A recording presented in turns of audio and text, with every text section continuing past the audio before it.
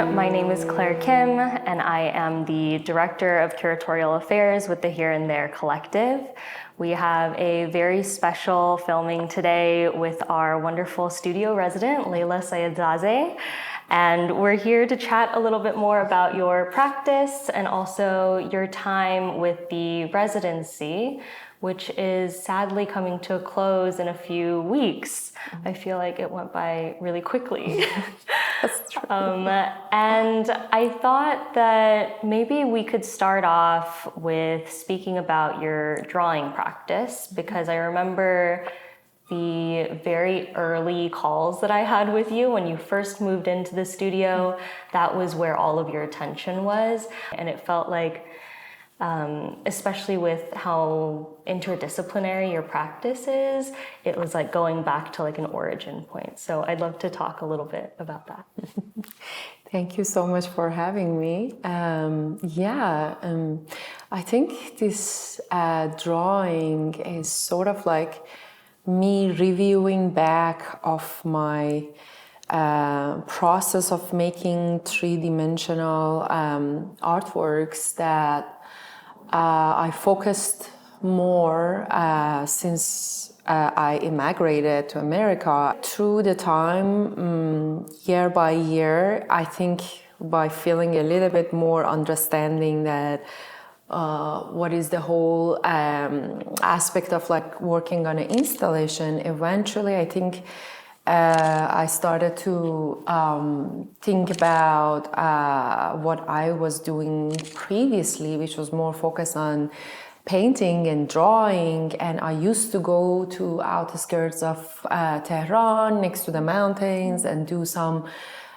drawings with charcoal and pastel from the mountains. And I feel like it started to come back like little by little, and the desire to work on the paper, sort of like being on a sea level area, gave me a kind of like chance to review the source of inspiration that I have had, I should say, and also it opened up a new possibility for me to find the other natural element from New York, which is East River.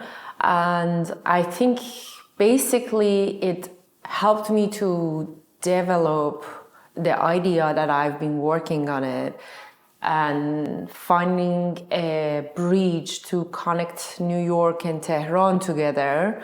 As a lot of us had seen at your open studios, the work isn't just new from the drawings. Do you want to talk a little bit about kind of that transition within the studio from finishing that drawing piece to then that being translated into your sculptural works, as well as your works that include a lot of different types of materiality? You have your glass pieces, your textile pieces, and you kind of spread out like this, starting from this drawing origin. Yeah, that's true.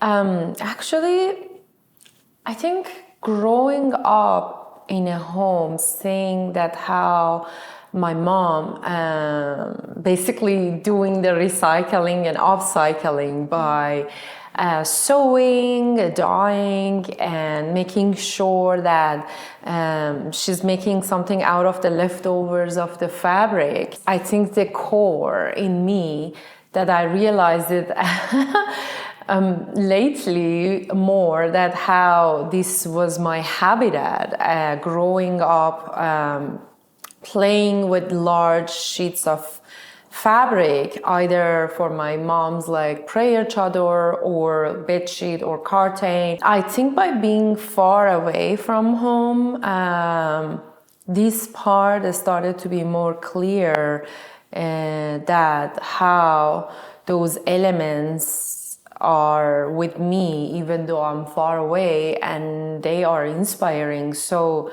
I use the leftovers of my installations to create sort of like tapestries, and I sew it, either like hand sew it or use the sewing machine. And the funny thing is that I used to be very scared of using the sewing machine.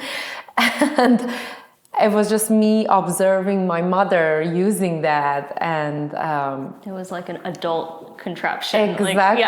Exactly. And the funny thing is that the first time that I tried was actually here.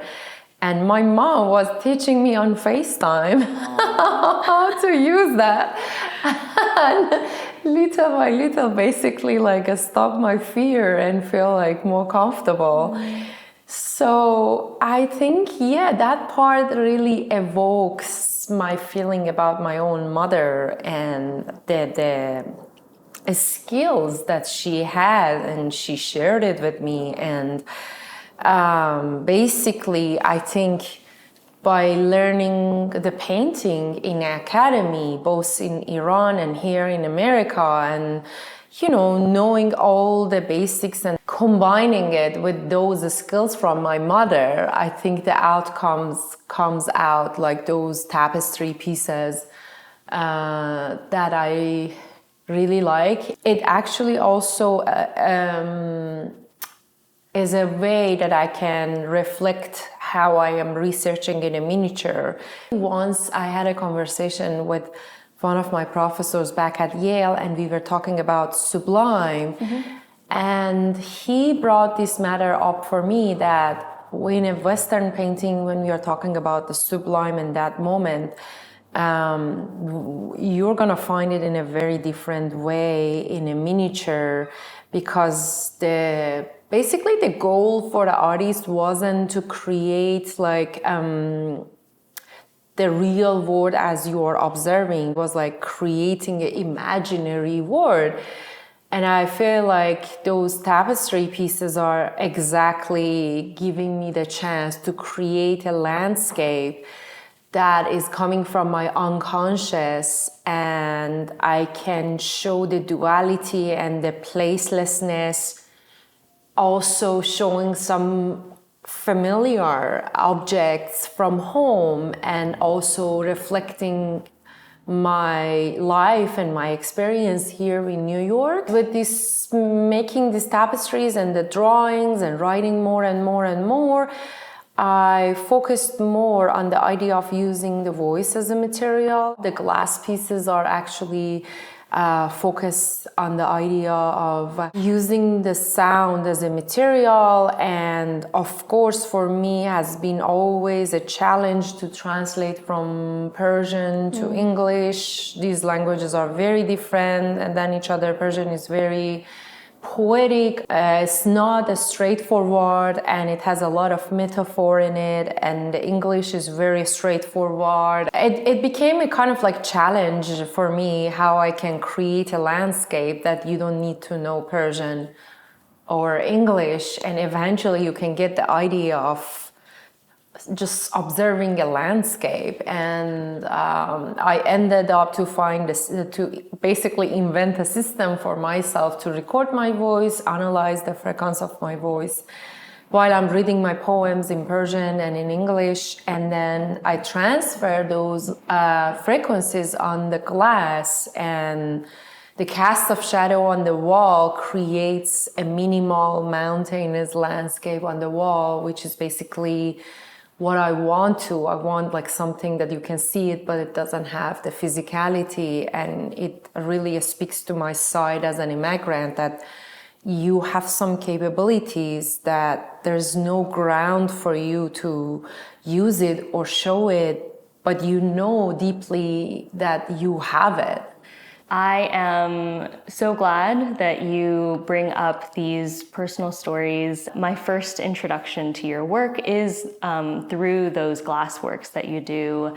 And all of these things, I think, are then connected to the ways in which the works are showcasing landscapes, mountain ranges, and yet the mountain ranges that we see in your work, both in the 3D installations as well as in the drawings, are often, if not always, floating. They're suspended in the air by these very thin lines, whether they be like fishing line in your, like string in your installation, or in thin drawn lines in your 2D works. And I think those are all then related to a term that you use, imaginary landscapes, to kind of bridge those spaces between the very heavy and terrestrial reminders of mountain, but also the more kind of light and ephemeral aspects of memory and reimagining memory that you find really important in your work. So I maybe you can talk a little bit more about imaginary landscapes and where that term is rooted in, and how it then kind of shows up in the work itself. I see, okay. Well, actually, I remember one of the fun that I used to have with my brother was using my mom's prayer chadors and connecting them together and turning them into like a huge giant tent and turning the room into a very like surreal place. That was so exciting. It always felt so special. It was so fun to just like, go into those wrinkles and peaks and valleys and play hide and seek with my brother. And it was turning the entire room to a very different atmosphere. Later on, when I wanted to expand my work after I graduated, I was very interested to do drawing in the city, but unfortunately it was challenging and it was not easy, and unconsciously I was just trying to find some places that I can have an easier time to focus and make work. So unintentionally I ended up to be next to the mountains in Tehran because I had the peace and nobody was bothering me there, and I think it became very meditative for me to just have my refuge basically outdoor there. Eventually it made me like more even curious that if I want to like try another sort of material, what am I gonna do? And basically, because I grew up in this sort of like household, of course like the large pieces of fabric were there available, and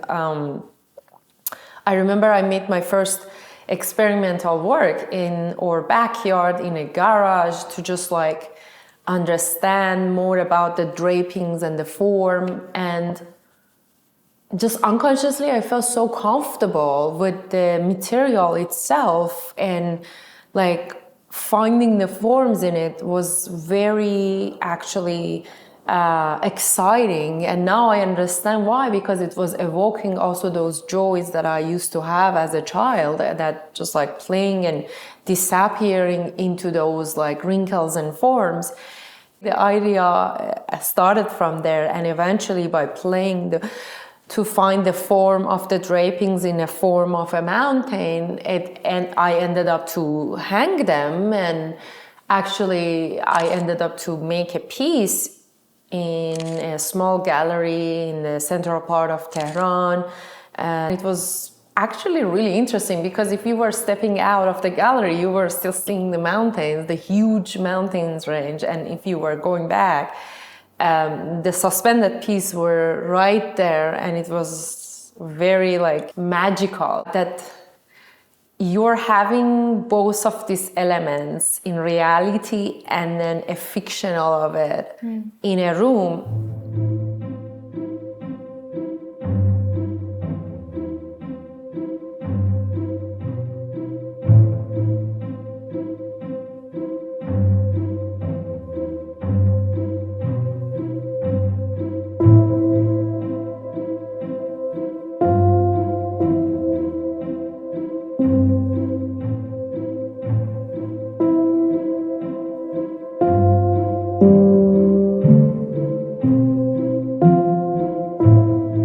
the Sky, Above the Sea is my current solo exhibition at the Visual Arts Center of New Jersey. This exhibition came together through my research based on the landscape of Tehran and landscape of New York City, and also a series of poetry that I've been writing since I immigrated to the United States. Since 2019, I've been based in New York, so obviously these two geographical locations impacted my art practice a lot.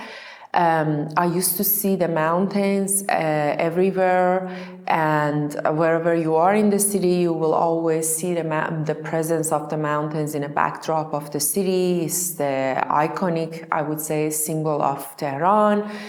And being somewhere sea level in East Coast has been actually a challenging experiment for me, but sort of also interesting experience because it opened up new possibilities in my research. And I finally figured that I can find some relative feeling next to the East River in New York. And in general, the metaphor of the water and how it can travel all around and easily, and sort of unconsciously, it became an interesting object for me to work around of it. And basically, that's how I ended up to have the element of the mountain and have the element of the river, and sort of like recreating them together from my unconscious, and also by inspiration from Shiraz School of Art miniature paintings. And I decided to recreate this landscape in a sort of like a surreal metaphor. Being inspired by the Persian miniature, I decided to turn to paint the colors into pink. It's very common to see like unrealistic colors in Persian miniature for like sky or the mountain. It's a common thing to see a golden sky or a purple mountain. So I decided to go opposite and chose the blue color for the mountain, and following with this velvet piece. Actually, I'm referring back to a historical painting matter in the Iranian painting history. It was very common to use silver to paint the river or the sea or any sort of like elements that wants to reflect water. And through the time, they got oxidized, and what we see now, it's black. And that's how I decided to keep the color of the river something close to the black, and with a velvet material, sort of like, again, reflecting back to memory, keeping it like more like fictional. And the other thing that I really liked to play with it was how I researched the perspective of the Persian miniature, that all the objects, all the vertical objects are flat, similar to mountain or tree or a building. And then any horizontal objects such as carpet or field or river, you see them from the bird view. So it breaks it down, and nothing goes to the vanishing point or nothing goes to the horizon. Everything is flat, and I really wanted to play with it in a 3D dimension to recreate sort of like an environment that my audience will face with that perspective in reality by seeing the mountain frontal, same thing with the river. And by seeing the river with this structure, you wouldn't feel like the depths. You would mostly see it like something flat is flowing down, but when you walk to the side, you will see there is some sort of like distance between the peak of the mountain all the way to the carpet. So what you see at this part of the installation is 3 small Persian carpets, and also this part that is a collage from a collection of my fabric that is from Tehran and New York. And then I have this fabric here, which is like very like an emotional thing for me to do. This is my prayer chador that my mom sewed for me, and well, I never used it. And a while ago, I asked my mom to send it for me. And by just like having these here with the carpets, it just evokes a lot of feelings from home. That's how I think it was like a natural habitat to see like the carpet, seeing my mom praying on the carpet, and me was just like playing with it as a fun object, and bringing it here, using it here is like a clear reference to my memory from home. And also like I love the color and how it shows off in the space itself.